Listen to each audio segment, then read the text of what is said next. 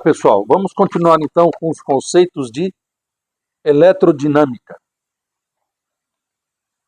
Então vamos estudar agora a primeira e segunda leis de Ohm. Primeira lei de Ohm diz que a corrente é a tensão dividido pela resistência. Então vamos ver aqui.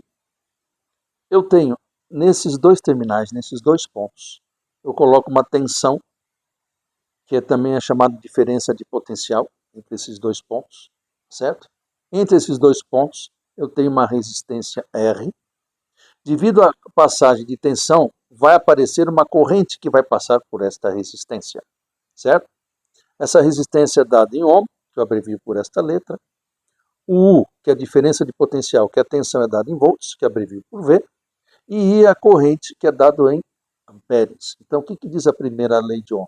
A corrente que passa numa resistência, devido ao aparecimento de uma tensão entre esses dois terminais, é a tensão ou a diferença de potencial colocada entre esses dois pontos, dividido pela resistência que está localizada entre esses dois pontos.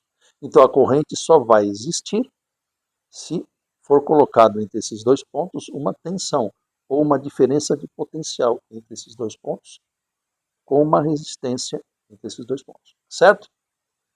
Essa é a primeira lei de Ohm. Segunda lei de Ohm, tá? Eu vou supor que eu tenho um fio condutor de comprimento L e uma secção transversal S. Por aqui vão passar elétrons, tá certo? Então tá aqui. Resistência, eu vou ler, depois eu vou explicar direitinho cada grandeza dessa, tá? Resistência é igual a resistividade do material, do fio condutor, vezes o comprimento desse fio condutor dividido pela sua secção transversal. Certo? Vamos ver primeiro as unidades nos quais são dadas todas essas grandezas, depois nós vamos explicar melhor essa lei. Tá bom? Então a resistência é dada em Ohm, a resistividade é dada em Ohm vezes metro, o comprimento do fio condutor é dado em metros, e a área de secção transversal em metros quadrados. Vocês estão percebendo que todas as unidades dessas grandezas são dadas no sistema, eu estou dando no Sistema Internacional de Unidades. Ok? Voltando aqui, então, resistividade é característica de cada material.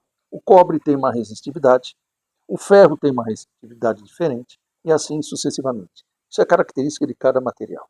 Este é o comprimento do fio condutor que eu falei para os senhores, e essa é a secção transversal onde vão passar os elétrons. Portanto, quanto maior for o comprimento de um fio, pessoal, de um fio condutor, maior será a resistência, tá certo? Quanto maior a resistividade do material que constitui o fio condutor, maior a resistência da passagem dos elétrons. Agora vamos ver a secção transversal. Se eu aumentar essa secção transversal, matematicamente essa resistência cai. Por quê? Se eu aumentar essa secção transversal, os senhores percebam que os elétrons vão ter mais facilidade para passar. Agora, se eu diminuir essa secção transversal, matematicamente eu aumento a resistência. Por quê? Se eu diminuo essa secção transversal, o que acontece? O espaço para a passagem dos elétrons diminui. Portanto, eles vão ter mais choque com as paredes dos fios. Por isso que se aquecem os fios. Certo? Eles se aquecem. Certo?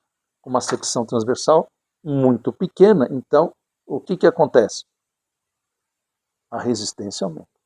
Certo?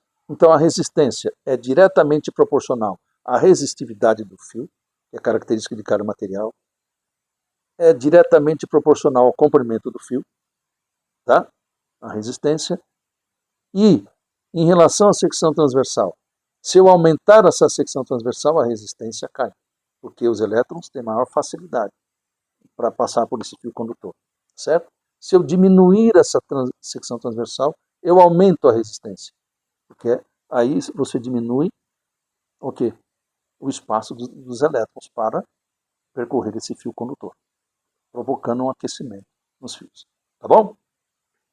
Então, na próxima aula, então, nós vamos ver a ideia de potência elétrica. Okay? Obrigado pela atenção, até o próximo encontro.